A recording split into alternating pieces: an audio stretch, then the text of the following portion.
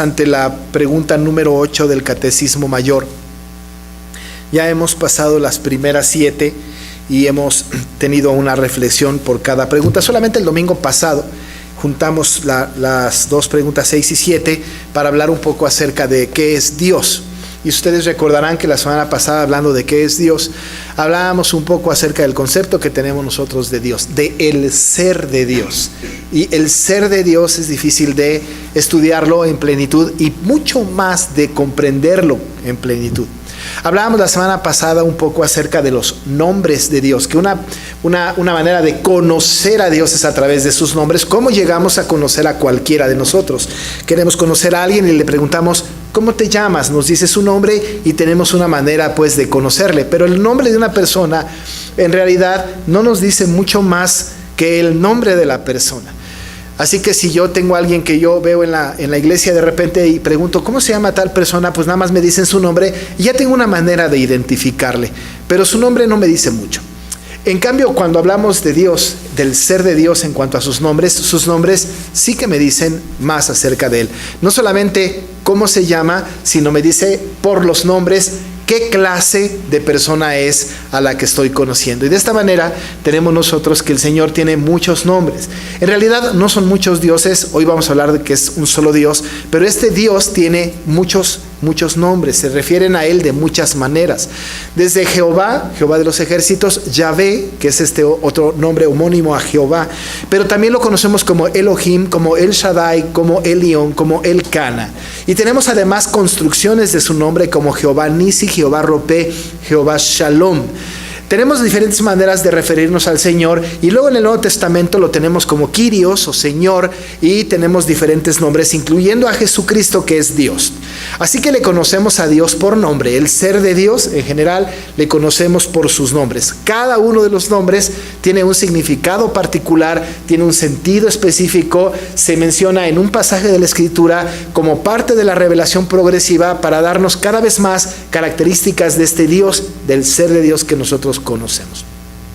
Pero también dijimos la semana pasada que podemos llegar a conocer a Dios a través de sus características o perfecciones, que le hemos llamado atributos. Decimos que le conocemos por sus atributos, esas características personales que tiene el Señor. Muchos son sus atributos. 5 de estos atributos definen al resto de los atributos no comunicables. Hablábamos de los atributos no comunicables o incomunicables y los comunicables. Cuando hablábamos de los no comunicables estábamos hablando de el ser de Dios en sus perfecciones que solamente tiene Él en perfección y que no los participa el hombre. Así que el Señor, por ejemplo, Él es misericordioso, pero eso lo participa a nosotros. Él es bondadoso, pero eso lo participa a nosotros. Podemos ser bondadosos, podemos ser misericordiosos. Él es justo, podemos ser justos. Él es santo, debemos ser santos. Estos atributos que sí nos comunica a nosotros, sí, claro, pero no al nivel de perfección como Dios los tiene. Pero hablábamos de estos 5 características o atributos que son no comunicables, que solamente tiene Dios y que de ninguna manera nos participa a nosotros. Así pues hablamos de la aseidad o autoexistencia, y cuando hablamos de aseidad o autoexistencia estamos hablando de que a Él no lo causan nada ni nadie. Él es autoexistente, Él no es creado por nadie, Él ha existido desde siempre. No tienen un principio Dios, no tiene un fin Dios, Él es eterno, Él es así. Entonces con este atributo de aseidad, porque a Él nadie lo creó, no fue el invento de alguien, Él más bien inventó, Él hizo todas las cosas y ninguna cosa que Él hizo creada pudo haberle inventado a Él porque Él es anterior a todas las cosas creadas. Así que este atributo que le distingue es el atributo de la aseidad o autoexistencia. A Dios nadie lo creó, nadie lo hizo, Él existe desde siempre, de tal manera que incluso tenemos que descartar por completo la posibilidad de una mitología de la Biblia, porque en realidad no existe semejante cosa. Él es real, Él es vivo, existe desde siempre, su atributo se llama aseidad. Pero no solamente hablamos de la aseidad de Dios, sino hablamos de otros 4 atributos que califican a todos los demás. El siguiente atributo que revisábamos la semana pasada es la suficiencia de Dios. La suficiencia, dijimos, nada lo complementa, Él es suficiente. No se necesita, no necesitamos complementarlo con nada. Él es suficiente. Uno de los atributos de Él no comunicable es que es suficiente. El otro atributo es la simplicidad de Dios. Si en la suficiencia nada lo complementa, en la simplicidad nada lo compone. Nada lo compone. No es una combinación de gases, no es una combinación de ideas. Estamos hablando de un atributo de simplicidad en donde Él existe per se, sin que nadie pues lo componga. Y el otro atributo que revisamos, que está muy hermoso y que abarca muchos de los atributos no comunicables, es la infinitud. Estamos hablando de la infinitud de Dios. Y dijimos de la infinitud que la infinitud tiene que ver con tiempo y con espacio. En cuanto al tiempo, hablando de infinitud, hablamos de que Dios es eterno en cuanto al tiempo. Pero en cuanto al espacio, estamos hablando de su inmensidad. Así que en cuanto al tiempo, su eternidad; en cuanto al espacio, su inmensidad. No hay un solo rincón sobre la faz de la tierra y en el universo y en nada creado que Dios no esté presente. La infinitud habla pues en cuanto al tiempo de la eternidad, en cuanto al espacio de la inmensidad. Dios es eterno, es inmenso, y esto resumido es la infinitud de Dios. Ahí está la omnisciencia, ahí está la omnipresencia, ahí está la omnipotencia. En la infinitud encajan muchos de los atributos no comunicables de Dios. Pero el último de los atributos que vimos es la inmutabilidad. Dijimos que Dios no cambia, nunca, ni en esencia, ni en pensamiento, no cambia en opinión, no cambia. Él no envejece, Él no era joven y envejeció, Él es siempre igual, no cambia. No solamente su esencia, sino incluso en sus promesas. Lo que Él ha prometido lo cumple. La inmutabilidad tiene que ver con un Dios que no muta en ninguno de los sentidos, no va a cambiar nunca de opinión. A pesar de que el mundo va cambiando, Dios no va a cambiar nunca. Aun y cuando el mundo dice: ahora estas cosas están sucediendo y tenemos que cambiar porque el mundo está cambiando y entonces tenemos que leer la Biblia con este cambio, no puede ser. En el atributo de la inmutabilidad, Dios no muta, no cambia. Y lo mismo que le dijo al pueblo de Israel en el desierto o en el Antiguo Testamento, es lo mismo que se exige para nosotros en este tiempo. De tal manera que no cambia. Así es que hay que aprender estos atributos de memoriaceidad, suficiencia, simplicidad, infinitud e inmutabilidad. Estos 5 califican a todos los demás. Este es el ser de Dios. Pero este asunto del ser de Dios nos lleva de la mano y va a dirigir el catecismo, nos va a dirigir poco a poco para llegar a tratar la doctrina de la Trinidad. Pero no va a tratar la doctrina de la Trinidad, que justamente es lo que viene después de la pregunta número 8 con su respuesta, antes de pasar a una verdad absoluta, fundamental, que el creyente debe de saber. Y lo que tenemos que saber es que Dios es uno.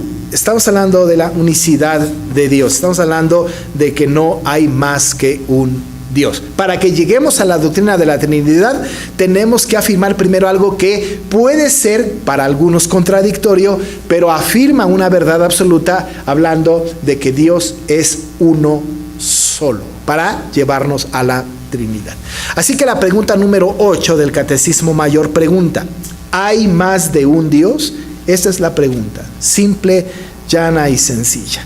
La respuesta es absolutamente clara para nosotros. La respuesta de ¿hay más de un Dios? es: no hay sino uno solo, el Dios vivo y verdadero. No hay sino uno solo. El creyente que ha declarado confianza, ha declarado creer lo que el catecismo dice respecto de esto, porque está en la Biblia, el creyente no puede tener una convicción distinta a esta. Nosotros los cristianos creemos que hay solo un Dios, no muchos dioses. No existe. Esto de muchos dioses es invento del pagano, es invento de las personas que no creen en Dios. Solamente hay un Dios. No hay dioses subordinados, no hay una legión de dioses. No es que Dios sea el Dios principal y abajo de él muchos dioses. No hay más que un solo Dios, ni igual ni subordinado. No existe semejante cosa. Nuestra manera de hablar tiene que ver con dónde está nuestra creencia, dónde está nuestra confianza. A veces decimos, ¿no?, que nosotros tenemos como Dios, ¿no?, digamos, por ejemplo, la iglesia, o el cónyuge, o los hijos, o incluso decimos la televisión es nuestro Dios. No hay otro Dios. El catecismo apunta hacia una verdad: no hay otro Dios más que Él. Nosotros le estamos rindiendo pleitesía a otras cosas. Algunos no les llaman dioses, más atinadamente les llaman ídolos del corazón. Eso puede ser, pero Dios no. No hay un Dios televisión, no hay un Dios esposo, esposa, no hay un Dios iglesia, no hay un Dios hijos. Solamente hay un Dios. Nuestros afectos pueden estar en muchos lados, podemos ser idólatras en muchos sentidos, pero solamente hay un Dios y solamente uno. ¿De dónde sale esta verdad absoluta? ¿Qué dice la Biblia al respecto? La Biblia, cuando trata este tema, incluso cuando usted se eche una mirada al Catecismo Mayor, el pasaje más significativo para hacer esta aseveración es el de Deuteronomio 6:4. Oye Israel, Jehová nuestro Dios, Jehová uno es. Y amarás a Jehová tu Dios, etcétera, etcétera. Pero estamos hablando de que solamente hay un Dios y la base escritural está en un versículo tan pequeño. El versículo 4 del capítulo 6. Cuando nosotros venimos a esta historia, no es una historia casual, no es un aforismo como lo es cada versículo del libro de Proverbios. Es una idea que viene como consecuencia de una relación íntima del pueblo de Israel con Dios. El pueblo de Israel, cuando estaba caminando en el desierto, cuando salió de Egipto, incluso en Egipto, y antes de Egipto, cuando todavía no estaba conformado como pueblo, aquellos que estaban en una relación con Dios, tenían a su alrededor una gran cantidad de pueblos que adoraban otros dioses o aparentes dioses. Dioses de barro, dioses de madera, dioses imaginarios. No estaba todavía la cultura griega en boga ahí, desde luego, para hablar de otros dioses que fueron siendo construidos al paso del tiempo. Pero todos los dioses que estaban alrededor del pueblo de Israel eran dioses construidos, sí por la necesidad de la gente, sí porque la gente tenía que encontrar un pretexto para hacer sus cosas, pero en realidad no había más que un Dios y siempre no había más que un Dios, este Dios el que había creado los cielos y la tierra. Pero el pueblo estaba lleno de idolatría, estaba lleno de dioses extraños, y se sumaban por cientos los dioses, y ante los fenómenos de la naturaleza que no tenían explicación, se inventaban un Dios para tener una explicación de lo que estaba sucediendo a su alrededor. Si había cosecha o si no la había, si había sol o no lo había, si había una gran tormenta o no la había. Siempre se inventaban dioses alrededor, y así salieron los Baales, que por cierto hablaba de varios dioses, que eran los Baales o el dios de Acera, u otros dioses que estaban en el tiempo de los judíos en su devenir, en su caminar en el desierto anterior y posterior. Ante esta circunstancia, Dios saca al pueblo de Israel de Egipto y tiene que hacer una aseveración muy puntual. Tiene que lograr, o tiene que decirle al pueblo, que el pueblo tiene como condición ser monoteísta. El pueblo no podía sumarse a las otras deidades, no debía creer en otras deidades. Había un Dios que los dirigía, y este Dios era un Dios absoluto que tenía una relación, y que había tenido una relación con Abraham, que tenía una relación con Isaac, y que tenía una relación con Jacob, y que ahora iba a tener una relación con los hijos de Jacob, que era el pueblo de Israel, y a la postre con toda la descendencia y la iglesia en el futuro. Por eso constantemente se apela al Dios de Abraham, de Isaac y de Jacob, porque es ese Dios único que existía en la antigüedad y que tenía que ser preservado. El monoteísmo tendría que ser preservada, esa idea, esa creencia en el pueblo en términos generales. Así que entonces el Señor, preocupado por esto, o bueno, más bien ocupado por esto, manda este mensaje en donde tienen que enseñar estas verdades a los hijos y a los hijos de sus hijos, y tiene un sentido de perpetuidad también. Siempre. En aquella época, ante esta aseveración que luego el pueblo lo toma como el credo más importante de los judíos, ¿no? Empezaron a pegar en las paredes este versículo número 4 y empezaron a hacer como especie de pulseras y pintaban y escribían esto en esas pulseras. Se colgaban cosas también y eran escritas, ¿no? En estos que les llaman frontales y filacterías o filacterias, ¿no? Justamente este versículo. Y lo iban caminando y lo iban repitiendo por lo menos mínimo 2 veces en el día, si no es que muchas veces más. Se volvió no solamente un lema, sino se volvió un credo que todos los judíos a partir de ese momento tenían que repetir. Oye Israel, Jehová nuestro Dios, Jehová uno es. Y lo repetían, y lo repetían, y lo repetían, y lo repetían. No se convirtió en un cliché porque era un asunto real, de vivencia real del pueblo judío de aquella época. Y los niños lo repetían. Y cuando los niños tenían que ir creciendo, tenían que conocer este texto completo, por cierto, pero la Shema, que se le llamó a este texto, era repetido por todas las personas. Por todas las personas. Todos los judíos, todos los temerosos de Dios. ¿Por qué se le llamó a este pasaje la Shema? Alguien me preguntó hace poco, ¿por qué Shema? ¿Qué significa Shema?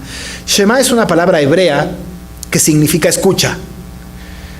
Y claro, pues, oye Israel es Shema Israel.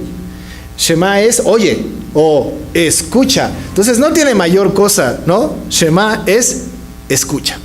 De hecho, esta palabra Shema es tan interesante que a la postre a uno de los jueces más importantes, a un hombre muy importante en la historia del pueblo, se le puso Shema y se le llamó Samuel.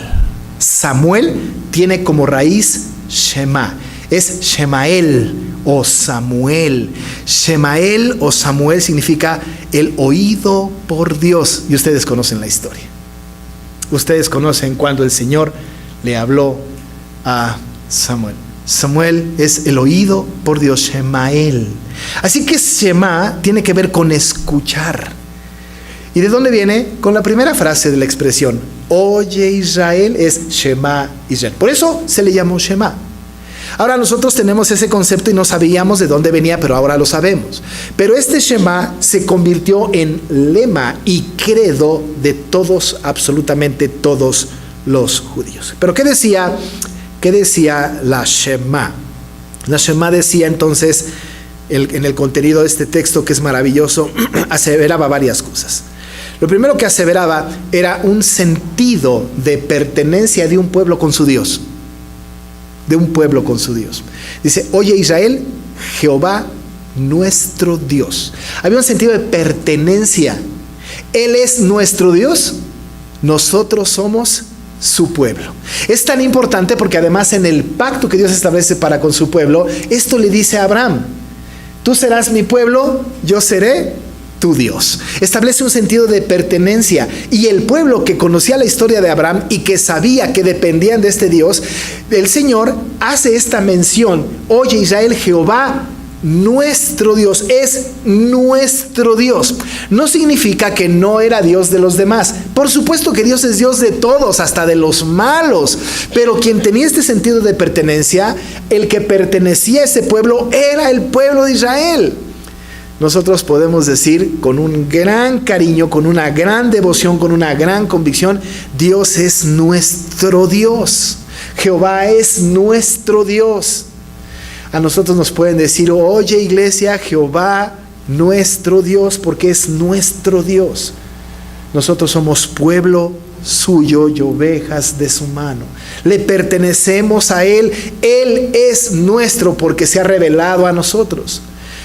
La gente pagana, la gente que no conoce a Dios o que no quiere conocer a Dios, por supuesto que Jehová es su Dios, pero ellos lo niegan, ellos lo rechazan, ellos lo hacen a un lado. Ellos no pueden tener una declaración de pertenencia porque de ninguna manera tienen a Jehová, a Dios, como su Dios. Nosotros sí, el pueblo de Israel sí, y hacían esta afirmación: Jehová nuestro Dios, haciendo un sentido o una afirmación de pertenencia. Le pertenecemos a este Dios es nuestro. Él ha prometido ser nuestro Dios. Por eso después en el versículo 5 y 6 en adelante se habla de ese amor que el pueblo tenía que tener para con Dios. Amarás a Jehová tu Dios, otra vez tu Dios, de todo tu corazón, de toda tu alma y con todas tus fuerzas. Él es nuestro Dios. Cuando el Señor Jesús enseñó a los discípulos a orar, les dijo que cuando oraran dijeran: Padre nuestro, es nuestro Dios. El sentido de pertenencia en la Shema es muy importante porque el pueblo sabía que estaba bajo el resguardo del Altísimo, del Poderoso, del Señor, del Adonai, del Dios de dioses. Así es que esta Shema empieza con ese sentido de pertenencia. Oye, Israel, Jehová, nuestro Dios. Pero luego hace una afirmación categórica. Una afirmación que está trascendiendo porque es una afirmación que ha sido tomada por otros para atacar la Trinidad. Y la verdad que está aquí dice: Jehová, nuestro Dios, Jehová, uno es uno y nada más que uno. Eso es muy importante, sobre todo en aquella época, porque con esta afirmación tiene que romperse por completo la posibilidad de otros dioses. Te tiene que romper la idolatría. Tiene que quedar claro que nosotros tenemos una sola devoción a un solo Dios. Este Dios es Jehová. Es diferente, y lo dije hace un rato, es diferente nuestras lealtades. Esto es diferente, pero déjeme decirle que aunque nosotros tengamos otras lealtades, ídolos del corazón, Jehová sigue siendo nuestro Dios. No es bueno que tengamos otras lealtades. No es bueno que adoremos otras cosas. Por supuesto que no es bueno, pero estamos adorando cosas falsas. El único Dios, el único posible, el único que existe, es el perfecto, es el Dios verdadero. Y no hay nada ni nadie diferente a Dios. Por eso, uno de sus atributos es su simplicidad y su suficiencia. No hay quien lo complemente, no hay quien lo contemple, no hay quien los contenga, porque Él es el único Dios posible. Esta afirmación la responde el catecismo, lo toma de ahí el catecismo para hacer esta aseveración: la unicidad de Dios. No existe la posibilidad de otros dioses. La Biblia está llena de estas afirmaciones. De hecho, Jesús, siendo Dios, ha dicho que su Padre y Él uno son. Mi Padre y yo uno somos. Uno, solamente uno. Y de ahí vamos a desprender para la semana que entra el asunto de la Trinidad. Pero también la Biblia contempla la unicidad de Dios, no solamente en este texto, sino también hay una afirmación en Isaías 45, versículo 18. Isaías 45, 18 afirma con contundencia: porque así dijo Jehová, que creó los cielos. Él es Dios, el que formó la tierra, el que la hizo y la compuso. No la creó en vano, para que fuese habitada la creó. Y termina diciendo: yo soy Jehová y no hay otro. Soy Jehová y no hay otro. Este Jehová es el único Dios, el único que merece, al que le debemos adoración y honra. No hay otro Dios. La Biblia establece o habla acerca de lealtades. Habla, por ejemplo, a aquellos en el Nuevo Testamento, aquellos que no son creyentes, aquellos gentiles que están persiguiendo o que son por naturaleza hijos de ira, les habla de su padre el diablo. Dice que el diablo, Satanás, es Dios de los paganos. Claro, es un Dios construido porque tienen una lealtad hacia él, pero por encima de esto, ni siquiera Satanás puede estar en el nivel de Dios, porque el único Dios posible por sobre todas las cosas en todos los tiempos es Jehová nuestro Dios. No existe la posibilidad de otros dioses. Esto nos lleva, amados hermanos, pues de la mano para que entremos en el detalle de que es Jehová uno solo. Pero en este Jehová uno solo lo vamos a saber, lo vamos a estudiar cómo en el Antiguo Testamento este único Dios, este solo Jehová, se convierte en un Dios plural. Estamos hablando pues de un Dios y solamente uno, pero estamos hablando de esencia de Dios en sustancias. Estamos hablando de que Dios uno existe en el Padre, en el Hijo y en el Espíritu Santo.